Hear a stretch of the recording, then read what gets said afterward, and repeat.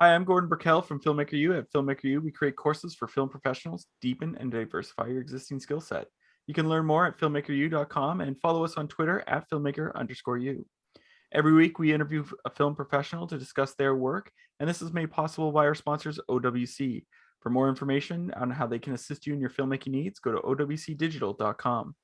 This week, I'm joined by cinematographer Steven Poster, and he's the DP for the work that such as Donnie Darko, Hemlock Grove, and Big Top with Pee Wee Herman. Welcome to the show, Steven. Thank you. Nice to be here. Now, as I mentioned, my first question is: you shot Strange Brew. Is there what can you tell me about that? Because it is one of my favorite comedies. Is there what can you tell me I about shooting that? I laughed for 4 months straight. Oh yeah, I had the best time. I mean, I adore those guys. And in fact, I got to see Dave last year. I brought him in to do an interview on a documentary that a woman I was shooting some stuff for this woman who was doing this documentary. It was about Del Close. Del Close was the insane, I mean, it's literally insane inventor of certain parts of improv. And he really was responsible for many of the techniques, and especially the one technique called the Herald, which is used today in every improv situation you could imagine, where a team is doing improv and they ask the audience for two things that they should incorporate into the improv. Well, he invented that. He invented the process, and then said we should have a name for this. And somebody in the crowd, in the group, said, "Well, Harold's a nice name." So he said, "Okay, we'll call it the Herald." But he was totally crazy. It's a documentary that's just coming out now and is available streaming in a couple other places, called For Madmen Only. And Dave came in because Dave knew him, worked with him at SCTV, and did a wonderful interview. So it was great to see Dave. That is a little aside from Strange Brew. Strange Brew, these guys were wonderful. They were just wonderful. And they directed, they wrote it, they directed, they produced it, and starred in it. So it was like dealing with four schizophrenic people. You never knew who you were talking to. A director, the other director, an actor, producer, whatever. It was just wonderful. it has. There's one piece in particular in this film that makes me laugh every time, and that is when they're giving the directions to the dog. And there's a moment where the dog turns and looks at him, and he's like, "No, no, no, down here." And he reiterates. I'm assuming that had to have been improv because there's no way they trained the dog. But I lose it every time he corrects the dog, and it's like, "No, no, over here." I know. Jose the dog, ugliest dog in creation. The skunk dog. No, it's a Yeah, skunk. Um, now it was just it was a dream. It was a dream. If I could do that kind of work all the time, you know, screw the serious stuff. I'll do that. well, how do you approach, like, or do you approach comedies different from serious films in terms of your preparation? Not really. I kind of approach everything I do in a similar manner, which is actually getting myself ready for an intense period of creativity and hard work. It's I kind of go into training. I know a lot of people do this. It's you go into physical training, you go into eating properly, you go into getting more sleep, but then there's a creative element to it, which is trying to figure out what you're going to do creatively. And my whole process shifted on Donnie Darko. Donnie Darko was probably one of the most important movies I've ever done. not only because it's a good movie and Richard and I really connected, but it was a movie where I was able to. I'm a very technical guy. I know a lot about technology. I've been very involved in the development of moving from film to digital. This was a movie I was able to work on in a completely intuitive way. It came from here, and this was 24 days of pure joy and excitement because I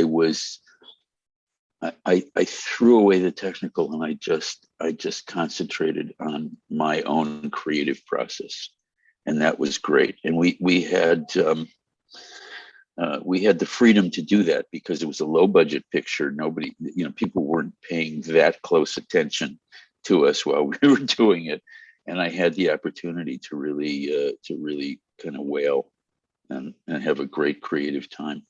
So what were some of the creative things that you got to explore that you got excited about? It really was nothing that I could specifically say. I mean, I solved a lot of problems for the production. At the same time, I was just kind of exuding creativity and coming up with solutions on the floor with Richard. And Richard and I clicked in a way that, everybody said, well, he was 23 when you started that movie. Yeah, he was like about a 50-year-old director. Yeah. He knew what he wanted. He moved in the right ways. He talked to the actors in ways that they appreciated.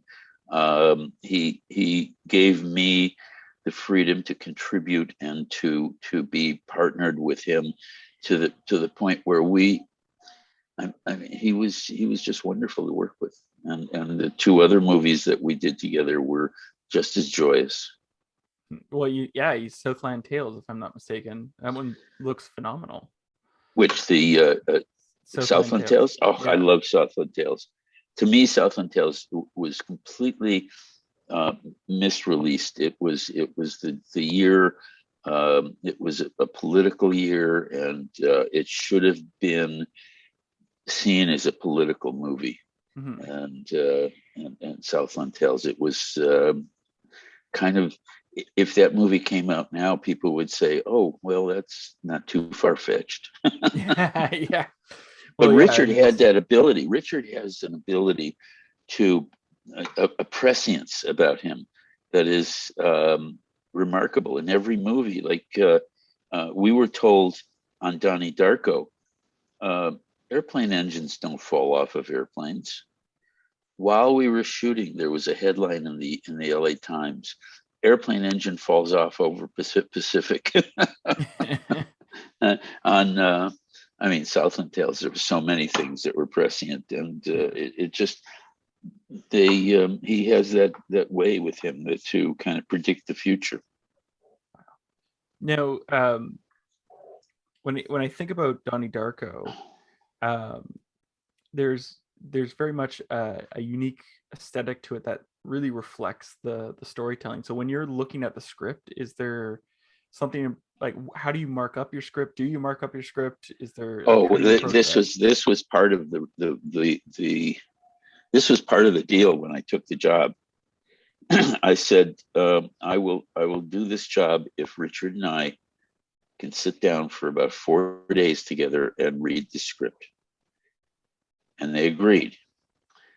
So the first day, I got the job on kind of an interesting way. They had asked Thomas Newton Siegel to shoot it because the line producer knew him, was friends with him, and he said, I'm busy right now, I can't do that, but why don't you check with my friend Steven Poster? I had seen him a week before at a meeting or something, and said, I haven't done a movie in a couple of years for personal reasons and whatever, and I'm ready to go back, and just did in a discussion with him, just a casual discussion, and he said, check my friend Steven Poster. They sent me a script. I loved the script. I fell in love with the script, and I said, I want a meeting. So I went to this meeting, which was where Richard and Sean, I believe, were living together with a couple other guys, like a college dorm in Venice, California. And it was like, peanut butter jars open and flies. And it was really like a college dorm. And we started talking, and I noticed that Richard was kind of pacing, and he was kind of nervous. And I said, wait a minute, Richard, hang on a second, stop. I said, from this point on, I want you to think of me as that we are the same age. Don't think that my experience and my many years of being in the business have anything to do with the way we're going to work together. I am yours. I am your cinematographer. Let's think of ourselves as the same age. And he calmed down immediately, and we just started talking. What he didn't realize was that I wanted to be his age. But really that was kind of, I just made him relax in a way, and we started talking. And I said, I want 4 days with you, sitting down, reading the script, and deciding what we're going to do. And they agreed. So the first day, we're back at that place, and I said, you know what? Let's do tomorrow at my house. And we did, and it's kind of, we're in a beautiful setting here, and we sat, and I made him justify everything he wanted to do. He made me justify everything I wanted to do. We made notes. I'm not a storyboard guy. I think it's only necessary to storyboard if you're doing a big effects sequence or a stunt sequence. So we made notes. I make very extensive notes, and I do a whole lining system of a script, so I know where a beat starts and where it ends, and we decided what we wanted to do. One of the things I talked to him about was, I said, look, it was shot on film, and I said, we're in a period where people are manipulating the negative, like bleach bypass and a few other different types, flashing and different techniques to do that. And it, gave a particular trendy look at the time. Richard, to his credit, said to me, this movie is weird enough without anything else in it. Let's just do standard photography. And I did, but along the way, the producers were trying to control him, of course. He was this, at that time, I think he was 23, just about to be 24. Of course, nobody had any faith in him except me and Sean McKittrick, who was his partner and producing partner. I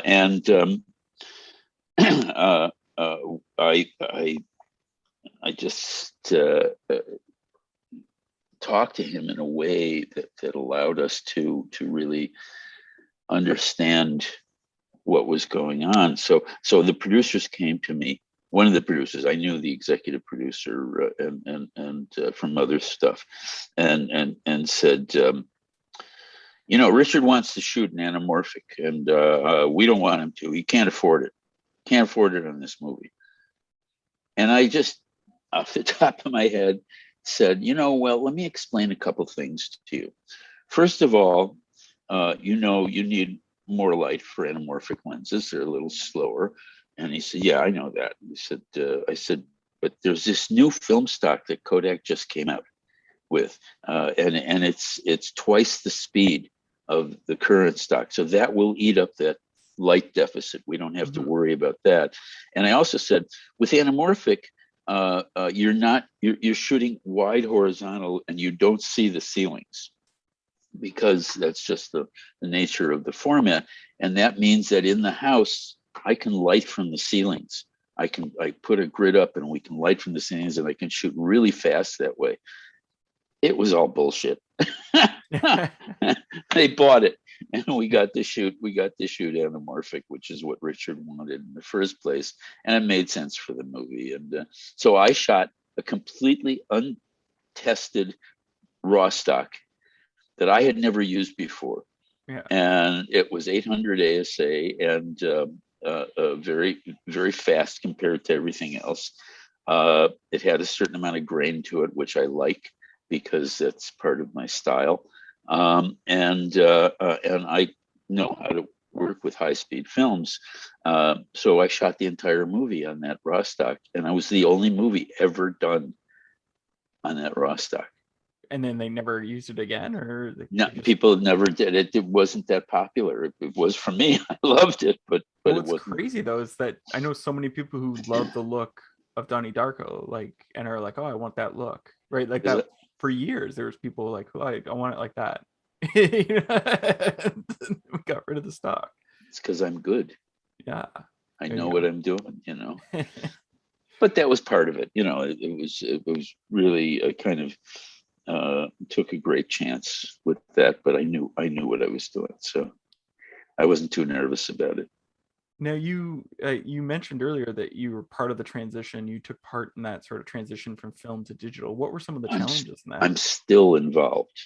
You see this 6p color? Yeah. We're going to change the way color is seen by everybody on digital. Why is that?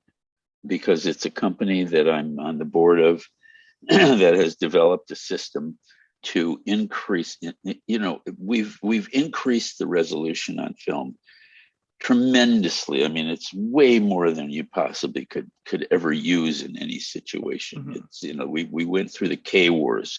First it was HD, then it was 2K, then it was 4K, now it's 6K and 8K. I don't think that's necessary for normal viewing. Yeah, maybe for some visual effects you need more resolution, but in fact, to me, that is a waste. I'm more interested in developing more color, and this is a system that is backwards compatible with all other systems. It fits within the color space of ACES. Except it fills it out much more than any other viewing system. You know, there's Rec 709 for television, and there's 2020, which nobody has ever seen because there are no monitors or projectors that can do 2020. We're outside of that, and we can build. We can very easily have manufacturers add more colors to their screens so that we can show them more colors. I call it the colors in between the colors. So there's 6 primaries now in our system, not only just red, green, and blue, but cyan, magenta, and yellow. And so you don't have to synthesize any color by mixing the other 2 colors. You can, the colors are all there. And we've demonstrated it. SMPTE is interested. NASA is very interested in what we're doing. We have a Space Act agreement with NASA. And as I said, it's backwards compatible. You don't need to do anything to implement this. But if manufacturers do, they will add more LEDs with different colors. And it's visibly, even just with one additional color, it's visibly increased the amount of colors you see. And we have some footage from NASA that was shot from the space shuttle. And you see it side by side with standard projection and our projectors. And you see colors that you've never seen before on the space shuttle. For instance, all the handholds are chartreuse. You never saw that with normal viewing. The oceans, you could see layers of depth in the oceans below that on standard color you don't even see that. So it's pretty exciting, and I'm very excited about it. Is this technology something that gets built into the cameras and the monitors, or how does that work? Surprisingly, the cameras actually have a much wider color gamut that can be used by any viewing system today. Yes,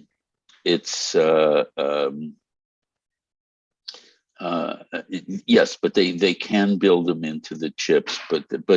But for instance, we characterized a lot of the cameras, and found out that the chips normally have more color gamut than is used, even into the infrared and ultraviolet spectrums. But it's the display units, and when you think about it, it's great for us for entertainment, for narrative work, because everything has been done to increase the sharpness, which I think is a problem of getting it too sharp and having too much information, TMI, you know. But to me, we've never done anything to really increase color, and that's what we're working on. That's really interesting, because every time I went to NAB, it would always be like, and here's the 12K camera, you know, and you're like, at what point can the human eye no longer see this? Above 4K, you almost can't see it. Yeah. You know, so I guess it's like you said, it's great for VFX, but yeah, but for normal thing, and that's a whole big thrust of mine in terms of the development of digital, was the ability to suspend disbelief. And really understand the story on that, because you're suspending your disbelief that this isn't real. It's the old Canadian Marshall McLuhan who first came up with the idea of a hot medium and a cool medium, and that's exactly what I've been talking about for a number of years, actually since about the mid 90s. I got involved with high def very early on. And did some experimental work for Sony and NHK and Panavision, and realized that what we were doing was possibly, especially when before the cameras were 24p, they were 30 frames a second, and when you looked at it, what it looked like was live video, like a Telemundo, kind of soap opera, and that wasn't good, because that didn't allow an audience to suspend disbelief. I've been working on this for a very long time, so. No, it's interesting, because I remember that being not as eloquently put as you said, but people would always be like, it's too perfect. It's too sharp, in a sense, like you were mentioning. It's not something that could actually be described. And so my concept back in the mid 90s was, let's do some brain scan testing and see what part of the brains were lighting up. And I went to Kodak, I went to the Academy, Motion Picture Academy, I went to James Cameron before he did Avatar, and everybody thought that was a great idea and it should be done, but nobody wanted to pay for it. And so it kind of languished. The whole idea of this kind of experimentation languished for a number of years. And then friends of mine who are at Baylor University in Texas, unfortunately, said, let's do something about this. Let's get the neurology department and the film department or the media department, and let's do some experimental work. And we finally dove into it and started doing, we did about 450 subjects with skull caps that had sensors on it before we thought about getting into any brain scan work. And then COVID hit. And so we switched our efforts to 6P. What were the results? We'll go back to it. It was hard to say definitively, because we didn't finish anything. But what it looked like, and everybody said, well, kids are going to be different than older people, and they're going to have a different result, and they're used to more fast frame and stuff like that. And what we're finding out was there's something magical about 24 frames a second.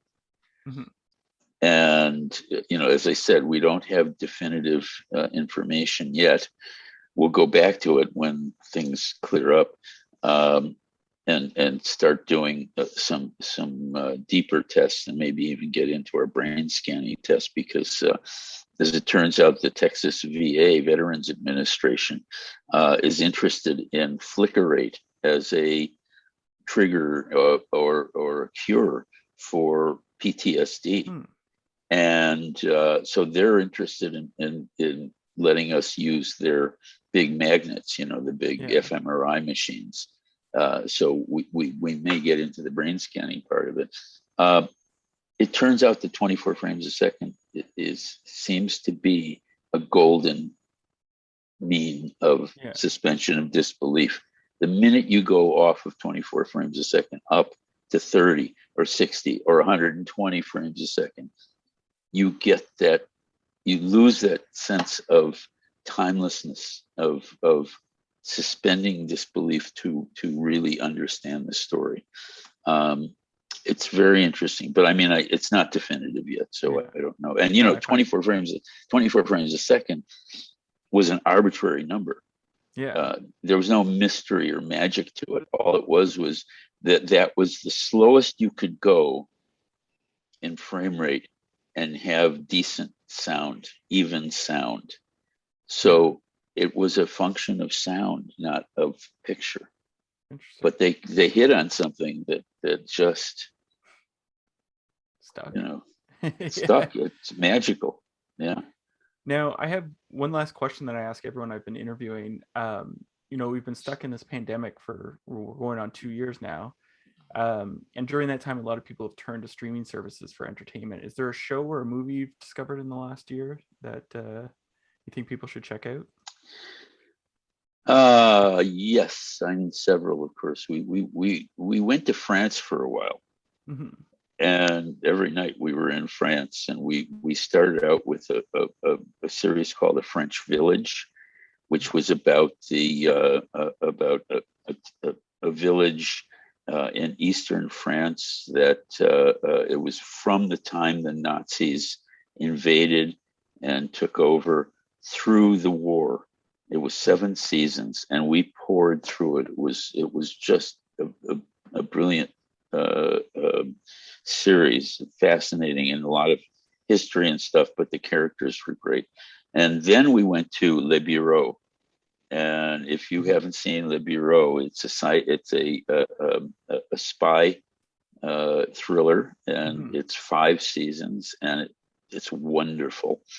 And then, of course, we went to Call My Agent, which was so much fun.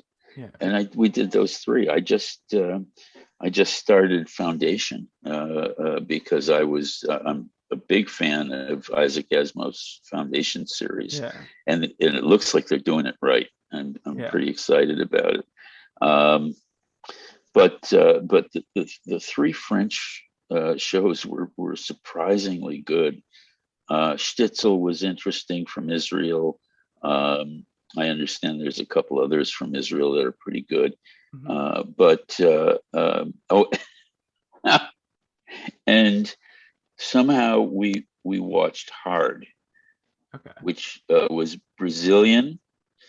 It had originally been done in France, and it's the story of a woman, a youngish woman with a family living upper middle class in Brazil.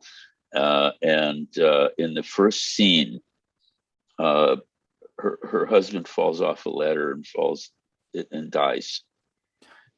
And in the funeral, I'm not giving anything away because this is the very first episode. In the funeral, her mother-in-law comes up to her and says, there's something I have to tell you, and there are some papers you have to sign because of your husband's business.